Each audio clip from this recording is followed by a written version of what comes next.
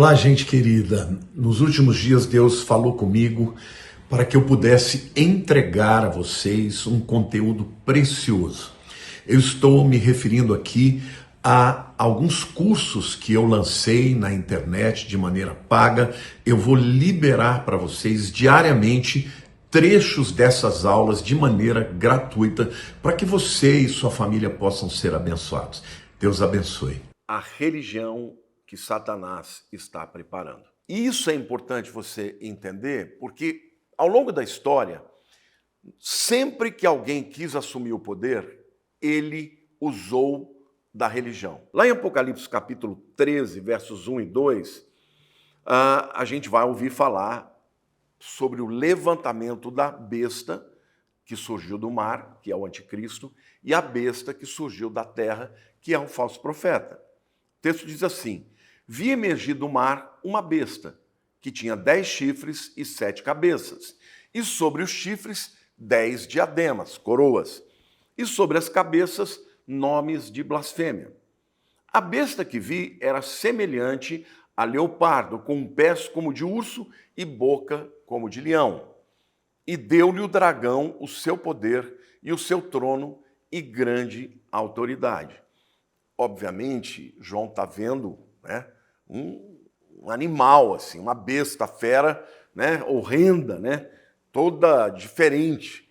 Por quê? Porque isso é uma metáfora que Deus está dando para ele sobre o poder do anticristo, tá? Lá em Apocalipse capítulo 13, versículo 11, a gente vê João falando sobre o levantamento da besta que surgiu da terra, emergiu da terra, o falso profeta.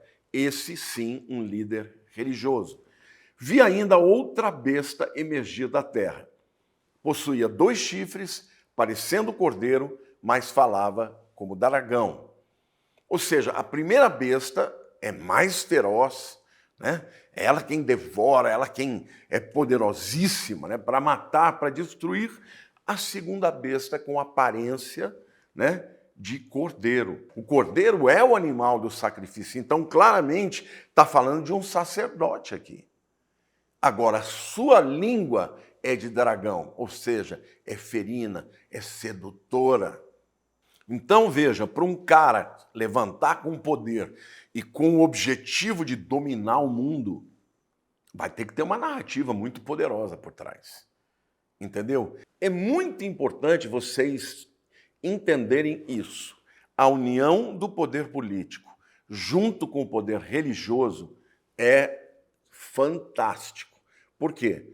Porque as pessoas podem resistir a um homem, mas tem muita dificuldade de resistir a Deus quando elas acreditam que é Deus.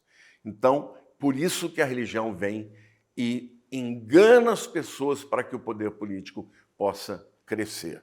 Em segundo lugar, essa religião ela vai ser comandada pelo falso profeta. Os versículos 12 a 15 de Apocalipse 13 diz assim: exerce toda a autoridade da primeira besta na sua presença, na presença do anticristo, né? Faz com que a terra e os seus habitantes adorem a primeira besta, cuja ferida mortal foi curada. Aqui é bem no meio da tribulação. Provavelmente o anticristo terá uma ferida mortal, talvez um tiro, talvez alguém esfaqueie, faça alguma coisa contra ele e aparentemente ele morre e volta à vida, né, para imitar Jesus mais uma vez. E o falso profeta faz com que a terra e os seus habitantes adorem a primeira besta, cuja ferida mortal foi curada. Seduz os que habitam sobre a terra por causa dos sinais que lhe foi dado executar diante da besta, dizendo aos que habitam sobre a terra que façam uma imagem da besta, aquela que ferida a espada sobreviveu. E lhe foi dado comunicar fôlego à imagem da besta, para que não só a imagem falasse, como ainda fizesse morrer quantos não adorassem a imagem da besta. Então vamos aqui explicar esse texto tão icônico, né, de uma maneira bem simples para que todos entendam. Como será comandada a religião? Primeiro, na liderança do falso profeta. Ele exerce toda a autoridade da primeira besta, do anticristo, na sua presença. Segundo, essa religião será obrigatória, não terá escolha. Quem tiver na grande tribulação ou obedece ou morre. Faz com que a terra e os seus habitantes adorem a primeira besta, cuja ferida mortal foi curada. Veja aqui claramente a diferença entre Deus e Satanás, né? Deus, ele dá liberdade para que você e eu escolhamos. Você tem que aceitar Jesus, você tem que invocá-lo, você tem que dizer, eu creio em Jesus. Ele não põe uma espada no teu pescoço. O anticristo não. O falso profeta vai ter poder para obrigar todo mundo a adorar a besta cuja ferida foi mortal. Em terceiro lugar, a gente vê que essa religião terá Satanás e o anticristo como objeto da adoração. Tá? Satanás sempre quis adorado. O falso profeta não vai querer adoração para si. Ele vai levar a adoração para o anticristo e para o falso profeta. O versículo 4 de Apocalipse 13 diz assim: e adoram o dragão porque deu a sua autoridade à besta. Também adoram a besta dizendo, quem é semelhante à besta, quem pode pelejar contra ela? Ou seja, ele vai fazer todo mundo adorar e todo mundo vai adorar o dragão, que é o diabo, porque deu autoridade à besta. E vão adorar a besta porque ela é extraordinária. Quem é semelhante a ela? Em quarto lugar, ele terá, o falso profeta, poderes sobrenaturais para enganar o povo. O texto diz, também opera grandes sinais, de maneira que até fogo do céu faz descer a terra diante dos homens. Algumas pessoas dizem que vai ser alguma tecnologia. Eu não. Eu acredito que será poder mesmo sobrenatural, porque o diabo tem poder para fazer sinais. No Egito, muitos sinais eram feitos lá pelos magos. E aqui é o próprio diabo que vai dar, né, o poder para fazer isso. Em quinto lugar, será uma religião altamente sedutora. O texto diz, seduz os que habitam sobre a terra, por causa dos sinais que lhe foi dado executar diante da besta, dizendo aos que habitam sobre a terra que façam uma imagem à besta, aquela que, ferida a espada, sobreviveu. Ele foi dado comunicar fôlego à imagem da besta, para que não só a imagem falasse, como ainda fizesse morrer quantos não adorassem a imagem da besta. Veja que interessante, ao longo da história, quando alguém adora, muitas vezes as pessoas fazem ídolos. Elas querem fazer ídolos do objeto da sua adoração. E a Bíblia é totalmente contrária sobre isso, né? Lá em Êxodo, capítulo 20, nos 10 mandamentos, ele fala que não é porque você não pode adorar só, você não pode nem fazer a imagem. E aqui as pessoas vão fazer a imagem da besta, mas o falso profeta vai dar vida à imagem da besta. Que incrível, né? Em quarto lugar, eu quero dizer que os adoradores serão do mundo inteiro. Ou seja, será uma religião mundial. Apocalipse 13, 8 diz assim, e adorá-la-ão, a besta, né? Todos os que habitam sobre a terra, cujos nomes não foram escritos no livro da vida do Cordeiro, que foi morto desde a fundação do mundo. Ou seja, será uma religião de alcance mundial. A sedução e o engano de Satanás, através do anticristo e do falso profeta, vai ser extraordinária. O indivíduo que não tiver Jesus, ele vai cair. Todas essas pessoas que se declaram ateias, eu não acredito em Deus, vão crer no anticristo. Todas essas religiões falsas que estão aí vão crer no anticristo.